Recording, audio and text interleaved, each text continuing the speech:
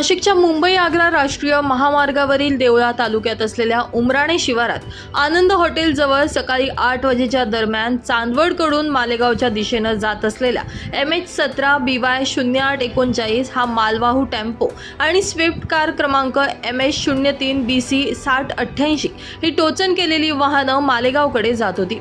यावेळी चालकाचं वाहनावरील नियंत्रण सुटून या दोनही वाहन रस्त्यावरील दुभाजकावर आदळल्यानं अपघात झाला। मात्र अपघात होताच वाहनावरील चालक त्या ठिकाणाहून पसार झालाय। थोड्या वेळाने स्थानिक लोकांनी वाहनाजवळ येऊन तपास केला असता स्विफ्ट कारमध्ये मोठ्या प्रमाणावर गोमांस असल्याचं आढळून आलं।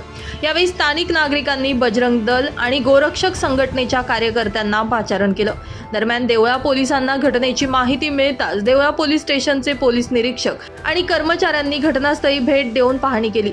तसेच दोषींवर कडक कारवाई करण्याचं आश्वासन स्थानिकांना दिलंय। यावेळी कारमध्ये जवळपास 800 किलो गोमांस असल्याचा अंदाज वर्तवला जातोय। सदर अपघातामध्ये गोमांस तस्करीबाबत देवळा पोलिसात गुन्हा दाखल करण्यात आलाय।